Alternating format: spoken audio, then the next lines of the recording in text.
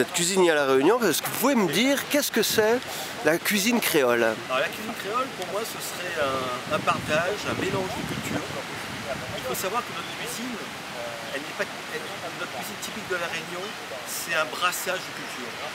Elle viendra de l'Inde, d'Afrique, d'Asie. C'est suite à ce métissage de la population qu'on peut décrire notre cuisine créole. C'est vraiment un apport de culture de tous les autres continents. Et c'est pas quelque chose de spécifique à notre île, mais on a fait des apports d'Inde, de Chine et d'Afrique. Voilà, si on peut résumer en quelques mots la cuisine créole. D'accord. Et quels sont les ingrédients qu'on va retrouver dans la cuisine créole aujourd'hui, les ingrédients principaux? Comme je l'ai dit tout à l'heure, si tu n'as pas sous la main de l'ail, des oignons, de la tomate, notre curcuma, notre safran pays qui n'a rien à voir avec le vrai safran, il est beaucoup moins cher, mais c'est une poudre jaune qui colore pas mal, qui donne du goût et qui a beaucoup de vertus médicinales. Donc on a dit donc ail, oignon, gingembre, curcuma, tomate et thym aussi. On ne pourra pas faire de la bonne cuisine créole.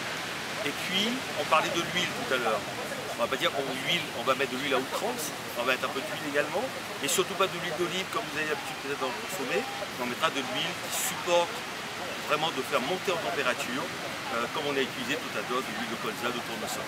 Voilà, d'accord. On va dire que c'est surtout ça, la base, et le secret de la cuisine créole, c'est surtout ne pas faire très vite, c'est prendre son temps, comme on a vu tout à l'heure, c'est ce qu'on appelle le roussi, c'est le moment où la viande ou l'ingrédient principal va donner tous les sucs de cuisson qui vont être récupérés par les épices.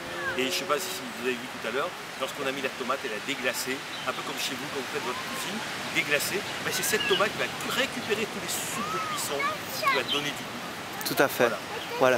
Et si on vient à La Réunion, quels sont les plats immanquables qu'on doit à tout prix goûter à La Réunion? Notre plat traditionnel, le best-seller, celui qu'on va, l'international on va dire, qui est le plus demandé, c'est ce que tu as mangé à midi, notre rougail saucisse. Voilà, ça c'est vraiment le plat emblématique de La Réunion. Sinon, je t'ai fait sentir tout à l'heure une épice typiquement indienne qui s'appelle le massalé, mais que tu ne trouveras pas en Inde. Dans la même configuration, on trouvera sous d'autres configurations. On a un peu adapté ici à La Réunion le fameux massalé, qu'on fait à base de poisson, de viande, le rougail saucisse, le fameux curry poulet. Aujourd'hui, tu as mangé un curry aussi, un curry de porc avec du chou de coco, assez rare également. Donc, il y a tous ces plats-là sont des plats, je dirais, des incontournables et des musts de La Réunion. D'accord.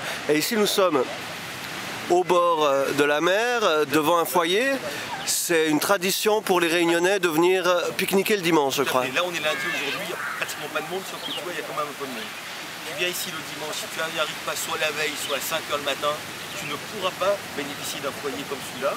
Il faut vraiment arriver très tôt. C'est dans la tradition rurale, non pas seulement en bord de mer, mais aussi dans les montagnes.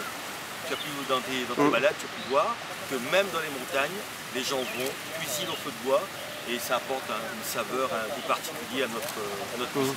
Et toi, la saveur, pour terminer, la saveur que tu préfères à La Réunion, ton petit coup de cœur personnel? Coup de cœur? Oui. Bon, rougail saucisse. Ah. Excellent, merci Jackie. C'est moi qui te remercie.